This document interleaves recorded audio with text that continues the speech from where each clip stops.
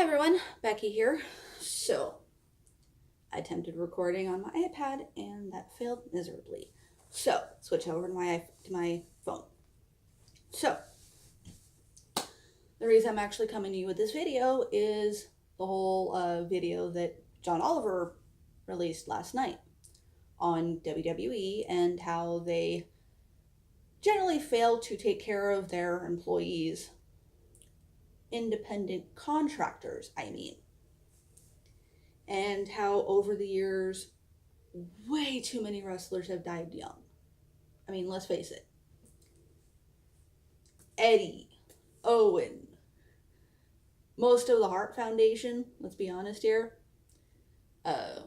Some of them older age, but not many old school wrestlers have made it past 50, 60. Let's be honest here, and please, I'm going to knock on wood here. How Ric Flair has made it to his age, I don't know. I'm not questioning it. I'm not ready for that man to die. But King Kong Bundy, all the wrestlers you can think of, heart issues, heart failure, which more than likely is due to a lot of the things that were used back in the 80s. Now, I admit, WWE has taken great strides to get away from that. Now, apparently, in the contract, there is a yearly physical, which it's like, I have a yearly physical. John Oliver said he has a yearly physical.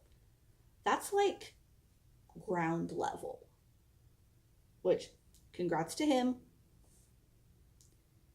That's not much of a step. Let's be honest here.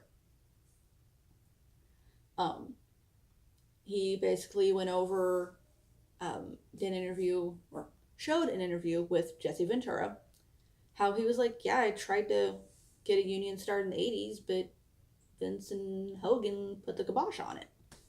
Because, you know what? That would cost Vince money. No! In CM Punk's own words, Vince is a millionaire who should be a billionaire. But he has his own, he has blinders on. Best way to describe it. Vince has blinders on. He has his hard-ons for the guys that he thinks are going to react the best with fans. And let's be honest here, back in the day, he was pretty good. Nowadays, not so much. Yeah, let's scoot up a little bit. I don't like where I'm sitting. There. I had to figure this out. I'm going to have to figure this whole thing out. But basically, yeah, for a while he was pretty good at figuring out, okay, here's how this works. But in certain ways, Vince hasn't evolved. I mean, hell, Taker's character. Over the years, he has generally evolved to make sure his character stays fresh, so it doesn't get old and aging, like Vince. But Vince is still stuck kind of in that 80s mentality where, well, no, the fans really want to see big, jacked up guys. Thus, we have Brock Lesnar as Universal Champion. And how often do we see him? Yeah. I generally forget that championship even exists. But, and hell, even with the big guys. Look what he's done to Braun Strowman. There have been certain points where Braun would have been the perfect guy to take out Brock. Because we know for a fact, let's be honest here, wrestling fan to wrestling fan, as much as I wanted Finn Balor to beat Brock for the title, I'm sorry, it would have been perfect. Vince isn't going to do that. Hell, Daniel Bryan. I was at Survivor Series. Pretty interesting. Side note. So, yeah, never mind. I'm not going to go there. Enzo. Just saying. I know Bryan wasn't going to beat Brock, but I think it would have there could have been a good storyline for it. Seth Rollins coming up, WrestleMania week. I'm going to try to remember to do a video before then. Maybe after SmackDown. Because apparently on Raw tonight, Stephanie McMahon has a big, huge announcement. Which I'm looking at going, okay, since she usually does a lot of stuff for the women's division, if it's not a title unification match, then I'm honestly going to look at them and go, why did you do it? Honestly. This pay-per-view is going to be how long? Which, I will get back to the John Oliver thing. I just kind of had to refocus. I meander. But how long is this match? Is this show going to be? What? 5, 6, 7 hours?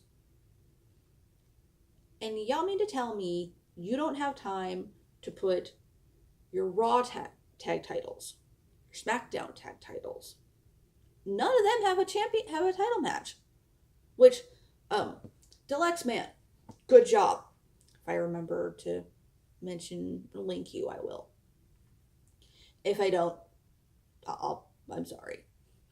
But I watched one of his videos where he was campaigning for title versus title. Well, maybe not title versus title, but champion versus champion. The Usos versus the Hardys. Which, it gives them something to do. I mean, dear gods. WWE is lacking on long-term stories. Which, I'll get back to. I'm going to finish this real quick. Sorry, ADD. My brain wanders. So, if Stephanie doesn't announce tonight that the main event, women's triple threat match, is for both titles, then I'm going to look at them and go, you're stupid. That was the perfect setup. Because we have one pair of women's tag team titles, but we've got 2 different brand specific world titles. Make people work for it. Boom and boom. Sorry, I had to take care of something. But seriously, we'll see tonight. So, I'm going to try to do a predictions video after, did I say after NXT? Maybe Thursday. That should give me enough time. So, going back to the John Oliver thing.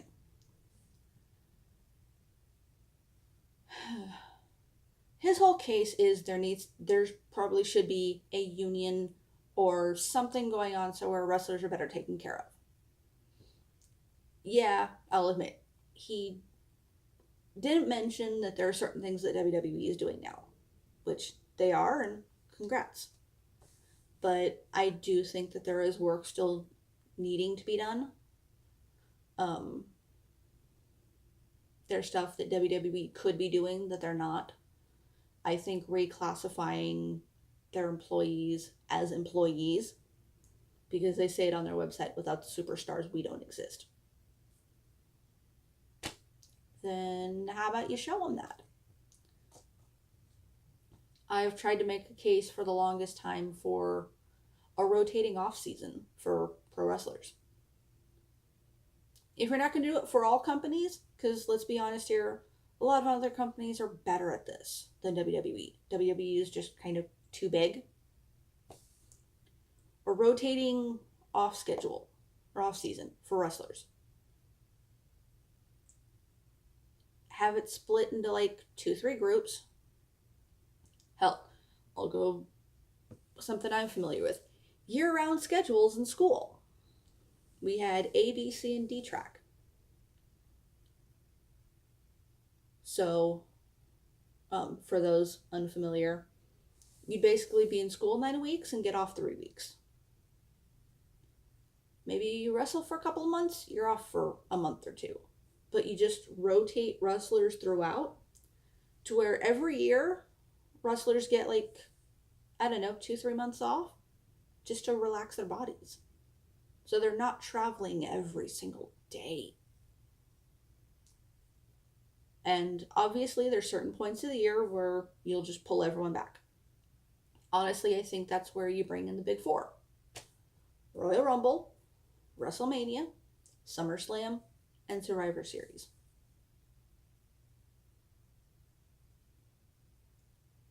I mean, thinking about Money in the Bank, you could work out something with that.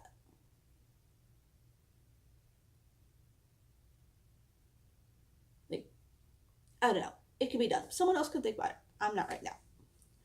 But have an off season for wrestlers. Thank you. That way they come back. That way you reduce the risk of burnout. What's one of the things CM Punk mentioned? He's like, they kept writing him so much the point where he's like, you know what? I don't care about this anymore. And he grew up with this. This was his life for the longest time. So in some aspects, I can understand that. I'm kind of dealing with wrestling fan burnout right now. Because I used to watch Raw, SmackDown every week. The storylines now suck to the point where I'll keep up with them on social media. I may not watch every week. Yeesh. Sorry. Stuff going on. But I keep up with it. And so it's like I know what's going on, generally. If enough people are like, no, seriously, you need to check this out, I'll watch it. That's what social media is for. I think that Vince hasn't evolved enough. Let me think. He hasn't evolved to where social media seems to be. I mean, you get some people who are obviously saying kayfabe should still be a thing. And in a way, I agree with it. But in another way, it's kind of that we've kind of evolved beyond that. I mean, I can see a wrestler in person, and most people can separate the person from the character they play. Like, for example, okay, you know what? I'll keep this relevant. It's April Fool's Day. I'm wearing the Too Sweet album cover shirt. Last Sunday, I met Artie Skrull. Now, his character, he's a villain. He's a bad guy. Cool one, though. Just saying. God, he was amazing. Oh, he wished me happy birthday. My birthday was last Wednesday. But in person, he was a sweetheart. I mean, it could be completely disingenuous on his part, but he did the typical, like, hug me, how you doing, how far did you travel for this? I was in full cosplay gear. I was one of the only females I saw dressed up like him. Like, admittedly, it was pretty much all guys. I didn't recolor my hair at that point, because right now it's super red. But, like, this part was still kind of brown. I had it in this top knot. I had the glasses. I had the bandana, shirt, jacket, boots, umbrella. Funny enough, he actually ended up, he's like, I need a photo of this. So I have been posted to Marty Skrull's Instagram. I was happy. But we're able to separate the person from the character. Kevin Owens is a jackass as a character, generally. But when you see, when you follow if you follow his wife on Instagram, you see a different side to him. You see interviews where he's out of character. He's adorable. Like, I forget who I have to credit for this because I did not come up with this term. But there was a fan fiction I read where he was described as a gorgeous murder bear. In the story, he was hanging out with Tyler Breeze and Summer Rae. Gorgeous murder bear. I loved it. I think it fits for him because I also think he's hot. But I don't think in some aspects that kayfabe needs to be stuck to anymore. I mean, we recall back in the 80s, remember hearing stories, obviously later on, where once you turned heel or turned face, you couldn't travel with the other good guys or bad guys. You literally had to switch who you traveled with. And those travel bonds are something else. Like, what was it? CM Punk and Kofi Kingston. Related to current times. Kofi's hopefully challenging Daniel Bryan for the title at Mania. I still honestly don't know if they're going to have this match or not. But they traveled so much, like that's my road wife. That's my road husband. They learn to know each other inside and out. That's how New Day is such a cohesive unit. You see them together and there's like, you can tell. You can tell. Hell, I met them at Access 2015. Biggie and Xavier were in the Elimination Chamber. I met them and then I went to meet Kofi. They had them separated. And even at that point, it's like, that was like the beginning. Like, yeah. You could tell they get along. Especially now. Up, up, down, down. God, I love that channel. So in certain aspects, kayfabe doesn't need to be stuck to anymore. Now when it comes to injuries, I think that's kind of that weird gray area where it's like, okay,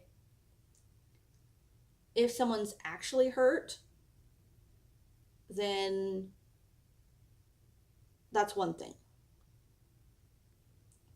If it's obviously storyline injury, that's something else. Like, I will freely admit, Over the Edge 1999, when Owen Hart died, I was watching that live. Let's see, 99, I was like 15, 16, somewhere in there. I was in high school.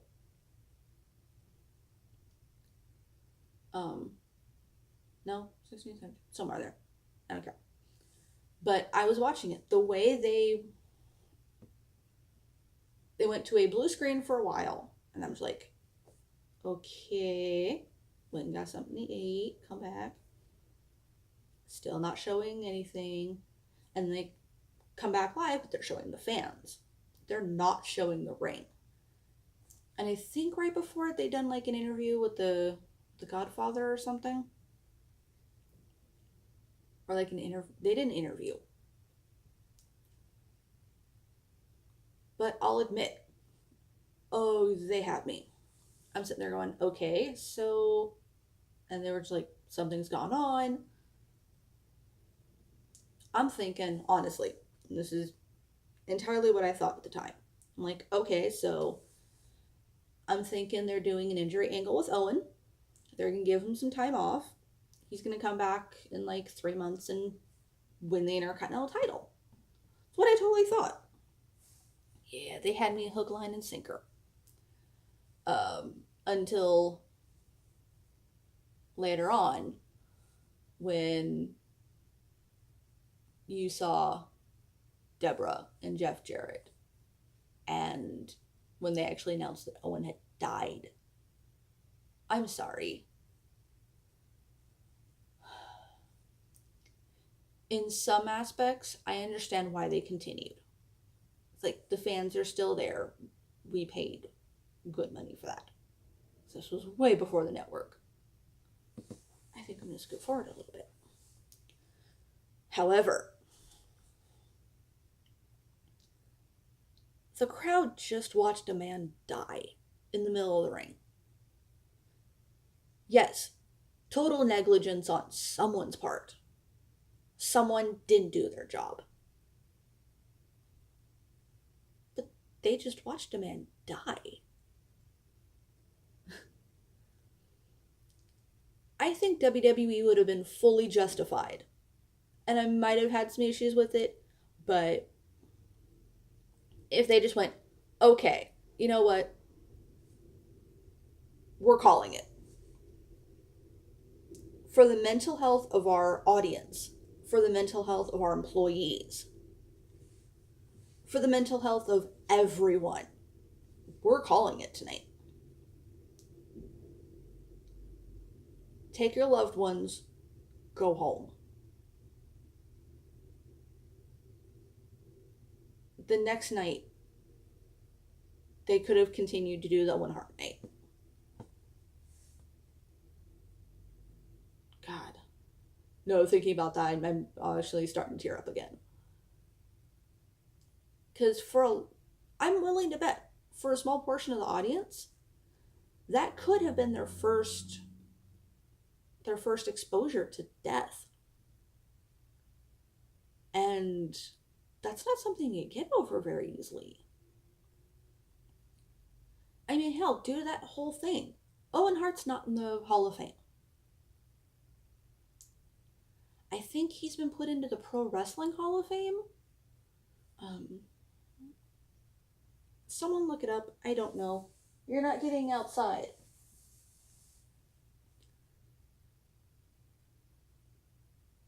But Owen Hart deserves to be recognized and respected. He's already respected, but you know what I mean. He needs to be given that Hall of Fame spot.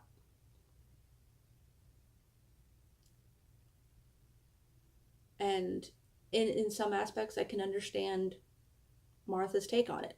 This business killed her husband. It's like, and right now she wants nothing to do with wrestling, which is her perspective. However, I will say this. This business owes Owen Hart.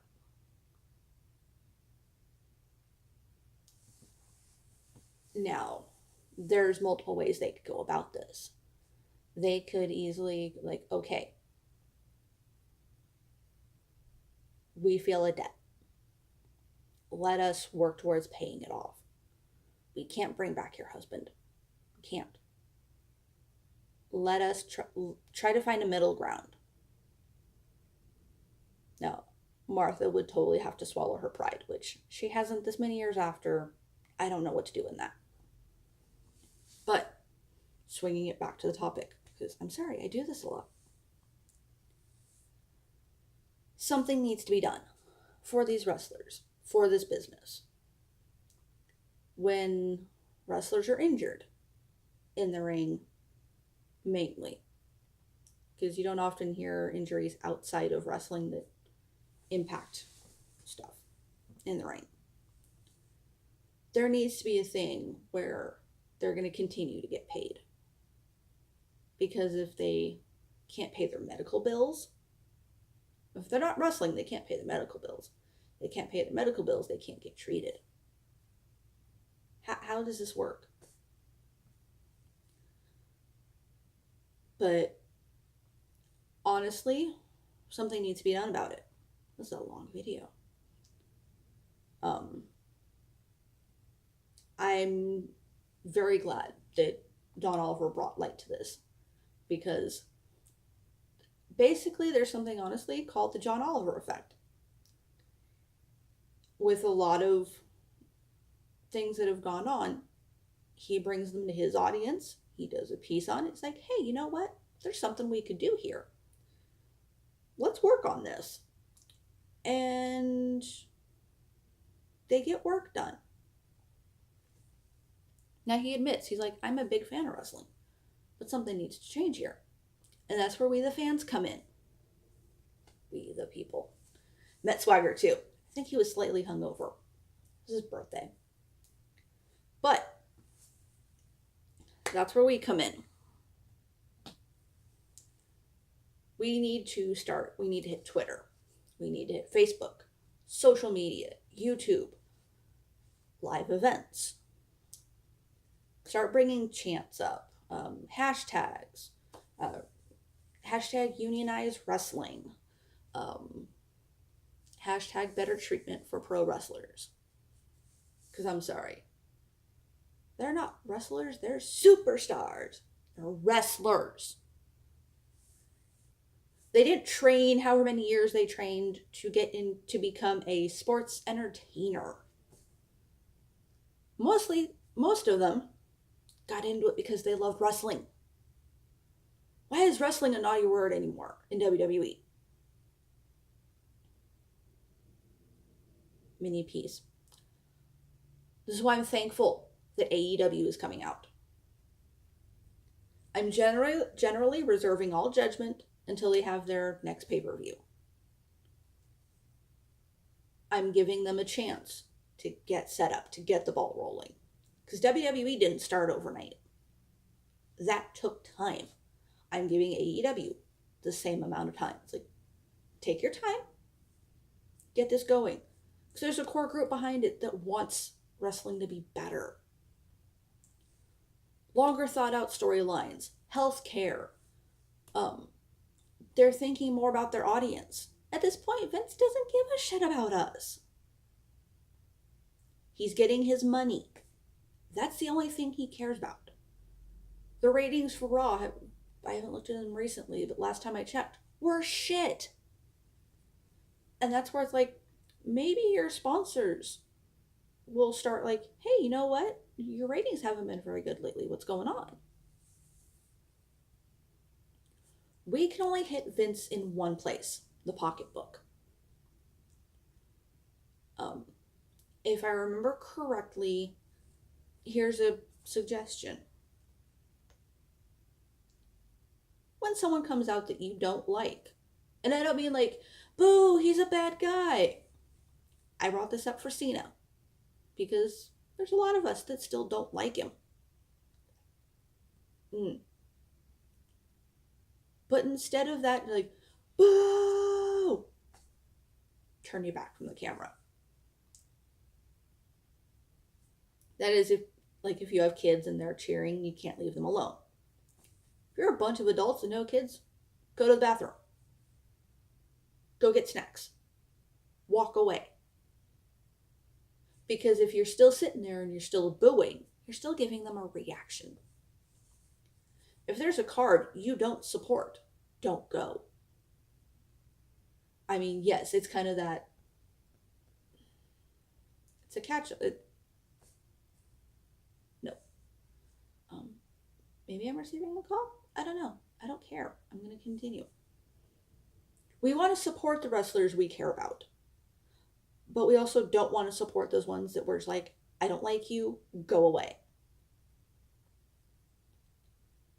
We need to find a ground for that and actually use it. Getting near 30 minutes, so I'm going to wrap this up. So, as I was recording this, news about the last Hall of Fame inductee has been announced. Brutus the Barber Beefcake. What the fuck? Brutus the Barber Beefcake?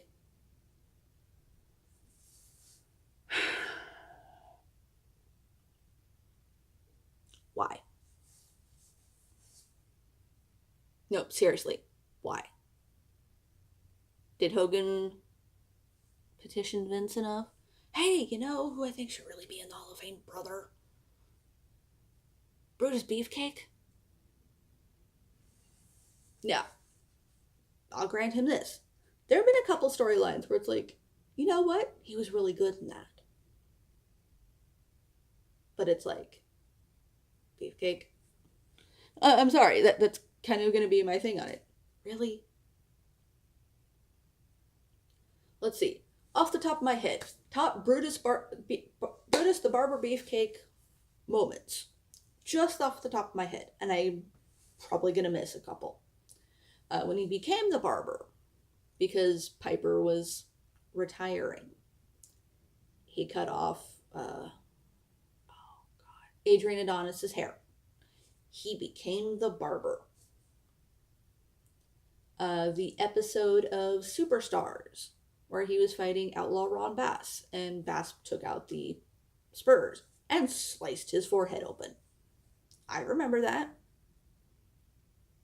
But then that really didn't result in anything. Um, his biggest claim to fame has been riding Hulk Hogan's coattails. Because where Hogan went, he went. And let's be honest here.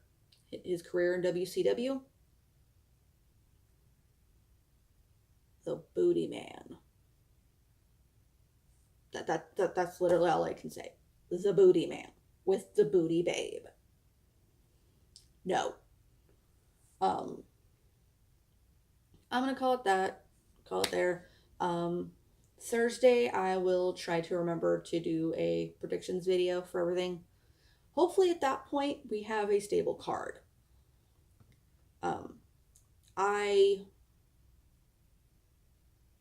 I think I'm gonna go live for a few matches from Mania, maybe Takeover. Definitely Mania though. The women's main event, I will definitely say that.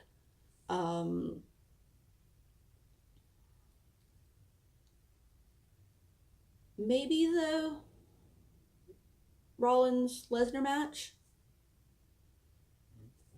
Because admittedly, there is easily a side of me that doesn't think Seth's going to win. If we get confirmation on the Bryan Kofi match, I'll think about that one. My best videos seem to be live reaction videos. So I'll go live. That way those of you who choose to not watch the network, or you can watch it on your big screen, have me in chat on your phone. We'll do that. Go watch the John Oliver video. I will do my best to link it in the description video. I'm slowly learning how to get better at this because I want to. So that's the thing. I even got a mic. I don't like. It's small but cute. I like it. So, give me your take on it. I've been on Twitter most of the morning. MinistryChick77, tweet me. Like and subscribe videos, please. Thank you for those who have. For those who haven't, why? Well, probably because I don't record as often as I should. I attempt and then I forget, and I'm sorry. Again, working on it. That's it. Give me your take on it. Anything I've said, does it resonate with you?